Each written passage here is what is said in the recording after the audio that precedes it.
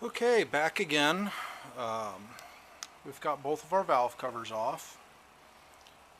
They both came out pretty easy. Like I said, we disconnected the crossover valve housings. I guess that's what they're called on both of them. Nothing terribly spectacular. Anyway, the next thing to do is take off the sight cover on our housing here. So we'll loosen this thing up a bit. Now remember, there could be oil spilling out of here if you just changed your oil and filled it back up. I didn't quite fill mine up all the way.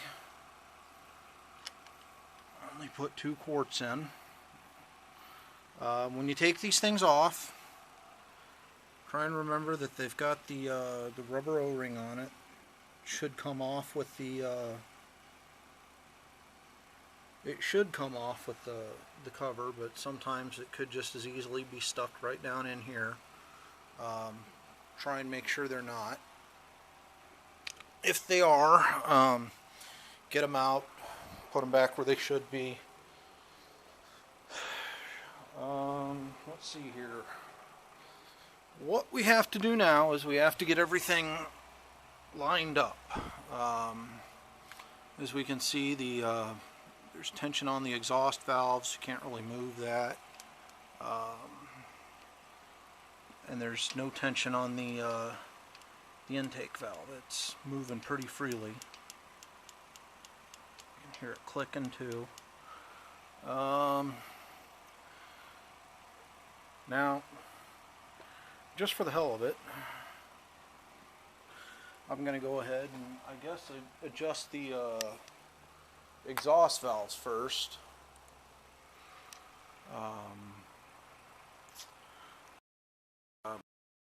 Up here, and so we can see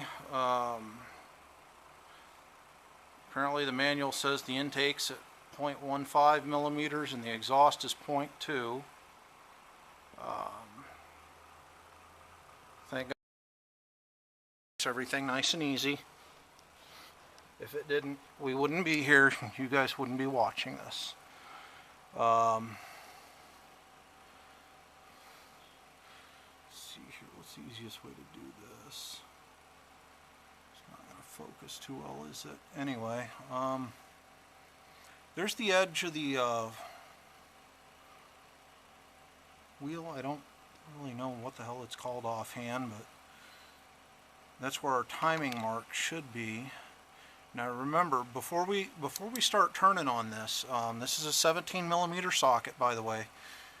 Put the motorcycle in neutral. If you try and turn this while the motorcycle's in gear, one, it's going to be hard to turn, and two, your bike is going to take off on you. So, like I said, we go ahead and just go right on through this. Feels like we're working against compression there. And I'm looking for the little mark.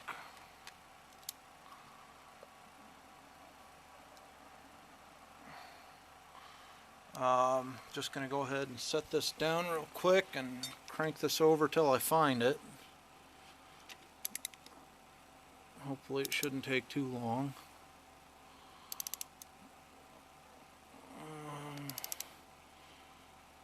See some little dots on there.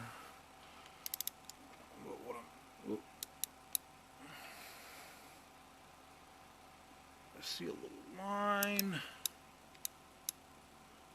Oh, there it is. We got FT. Okay, now the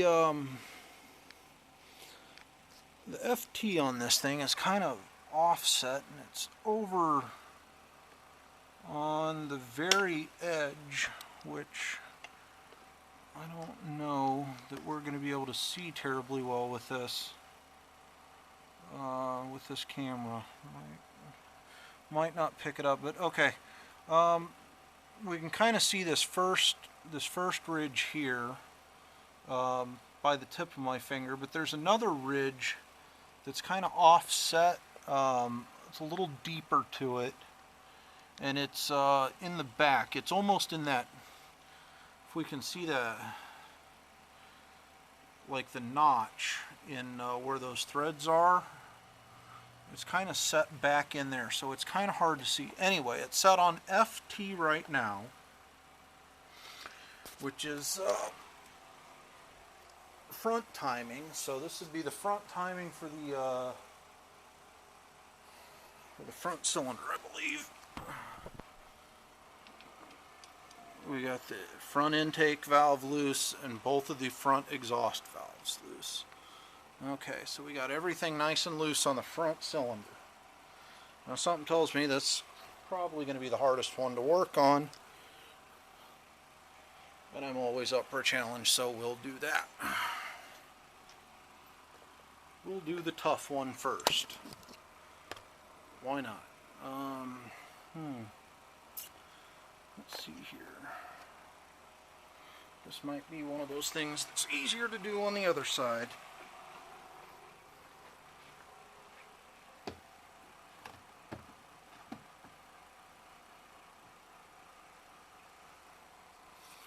Okay, so I'm going to get the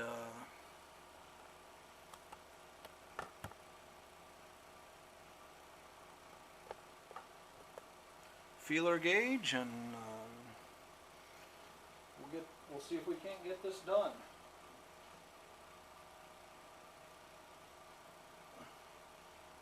Now the single valve side is the intake, which we're setting to a gap of 15 thousandths. Or 0.0, we're setting it to 0.15 millimeters. I don't have a set of metric feeler gauges. I've got standard, but 0.06 inches comes out to 0.006 inches comes out to 0.152 millimeters, and I don't think that 2 thousandths of a millimeter is going to screw anything up. And as we can see, I mean, I can't even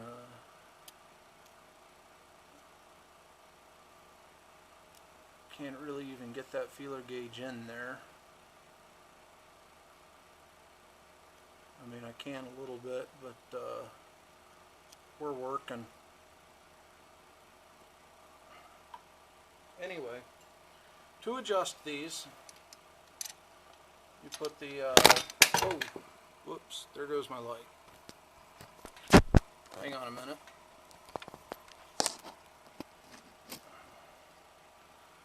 Oh.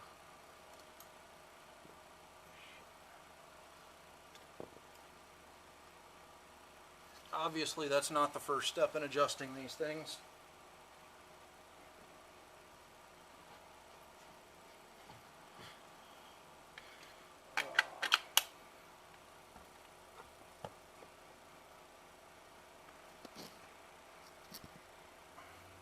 There we go, that's better. Let's try this again. Okay. So we get the 10 mil wrench. We're going to loosen up the jam nut a little bit.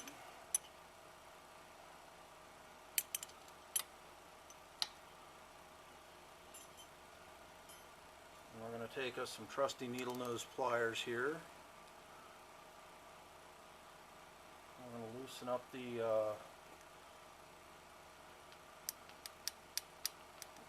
clearance there. We're going to take our feeler gauge and we're going to set it right on in there, and then we're going to go ahead and tighten this on down until we've got a good bit of tension on that feeler gauge. Now,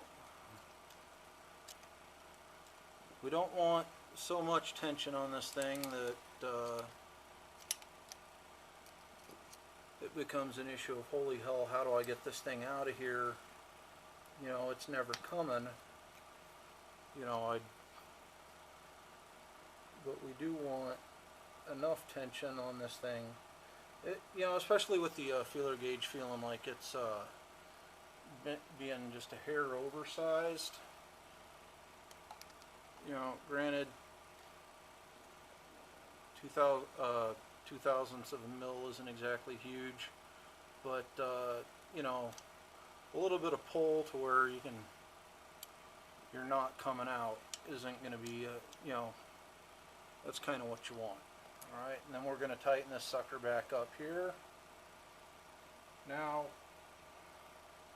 I'm going to leave the feeler gauge in place just to be on the safe side, because I know this is going to come in a little bit as I tighten this part back up. Okay. Alrighty. And that's how we do that one. The rears are going to be done the same way. Going to have to check and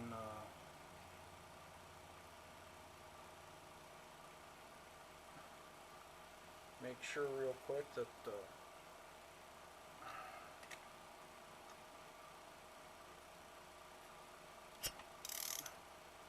there's the intake valve working. Now with that intake valve down, these exhaust valves should be wide open. So now would be an excellent time to adjust the exhaust valves. So I'm going to go ahead and do that. Let's see if we can't find a good place to set this camera here. Oh.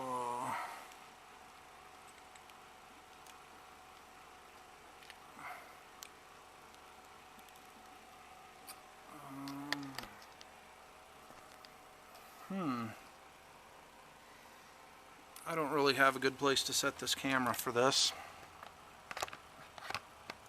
The light I can put pretty much anywhere, but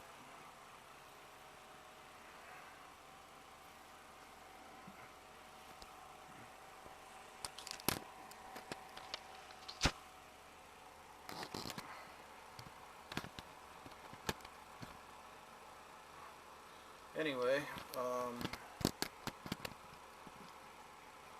shoot, is that?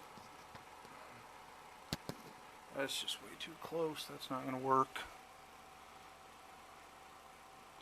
Anyway, that's pretty much the procedure. You know, front and rear valves are done the same way, except the rear exhaust valves, of course, are they're opened up to 0.20 millimeters. And again, for those of you that don't have a metric feeler gauge and you can't exactly go buy one for whatever reason,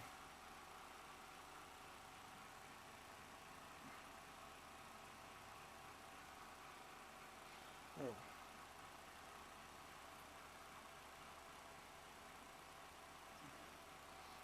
0.008 is pretty much the same as 0.2. I mean, you're only off by 0.003 of a millimeter, which is no big deal. Again, that's pretty much all there is to it. We'll check back in a few.